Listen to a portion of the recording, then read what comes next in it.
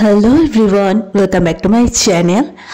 So আজকে সন্ধ্যেবেলাটা একটু ছুটি ছিল, বাড়িতে ছিলাম, তাই ভাবলাম পড়ার তাকটা খুব বাজে অবস্থা হয়ে আছে, একটু গুছিয়ে নিই। তো গোছাতে গোছাতেই অনেক বছর পর আমার হাতে পেলাম ক্লাস 12-এ করার এই প্রজেক্টটা। তখন আমাদেরকে অনেক কিছু প্রজেক্ট করতে হতো, যেহেতু আমার হোম ম্যানেজমেন্ট ছিল।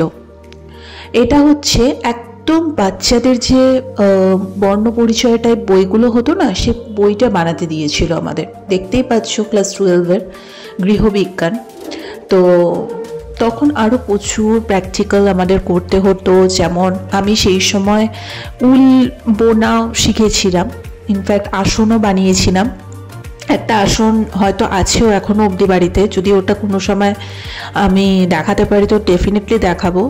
তো এছাড়া হোম ম্যানেজমেন্ট থেকেই তো মেয়েদের লাইফে ফার্স্ট হোম ম্যানেজমেন্ট মানে কি, যে গৃহ কী করে সুন্দর করে ম্যানেজমেন্ট করতে হয় সেটা নিয়ে। তো সেখান থেকে ফার্স্ট আমার রান্নাবান্না করা, ছোটো ছোটো করে প্র্যাকটিক্যালের জন্য আমাদের কিছু ছোটো জিনিস রান্না করতে হতো, দেন উল বুনতে হতো, দেন প্রচুর কিছু এরকম টাইপের বই ছোটো ছোটো বানাতে হতো।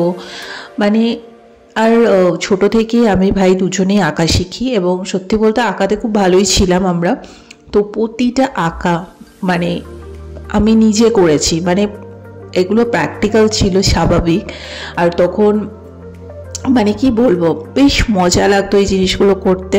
তো এটা মূলত বর্ণ পরিচয়ের একটা বই আমাদের বানাতে দিয়েছিল, এবং লাস্টের দিকে একদম ছোট ছোট যে বাচ্চাদের পড়ানোর যে ছোট ছোট কবিতা গদ্য থাকে না, সেরকম টাইপের একটা বই বানাতে দিয়েছিল। সো এই প্র্যাকটিক্যালটা করতে আমার ভীষণ ভালো লেগেছিল। প্রায় কত বছর পর আজকে আমি এই মানে বইয়ের তাকটা গোছাতে গিয়ে, অ্যাকচুয়ালি এগুলো না প্রচুর ফাইলের ভেতরে সব ঢোকানো থাকে, তো সবসময় অত খুঁটিয়ে দেখা হয় না। তো আজকে সমস্ত কিছু ঝাড়পোছ করতে গিয়ে হঠাৎ করে দেখছি যে প্র্যাকটিক্যাল করেছিলাম এই বইটা রাখা আছে। বেশ, আমার ওই টাইমে যদি ড্রয়িং খাতাগুলো আমি রেখে দিতাম, তোমাদের দেখাতে পারতাম সেই সময় আমার আঁকা কিছু ড্রয়িং। সো এগুলো না সত্যি মেমোরি হয়ে থাকে, যে খুব খারাপও লাগে যে কেন ছোটোবেলাটা চলে গেল। এখন যত ডে বাই ডে বড়ো হচ্ছি, এখন মনে হয় ছোটোবেলাটাই ভালো ছিল। আগে যখন ছোটো ছিলাম মনে হতো কতদিনে বড় হব, কতদিনে পড়াশুনোর এই হ্যাপাসেটের লাইফ থেকে বেরোবো, আর পাচ্ছি না, বিশাল বোঝা। কিন্তু এখন বুঝি যে লাইফের আসল বোঝাটা কী।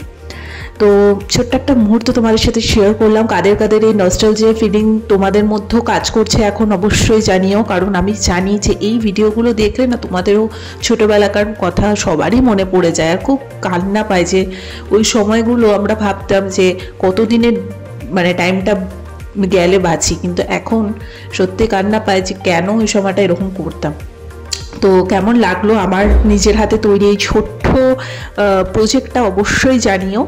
আর আজকে ছোটো এই ভিডিওটা ভালো লেগে থাকলে লাইক, কমেন্ট, শেয়ার, সাবস্ক্রাইব করে দিও। অনেক দিন বাদে আমি এরকম টাইপের একটা ভিডিও বানালাম তোমাদের জন্য, অবশ্যই বলো কেমন লাগলো।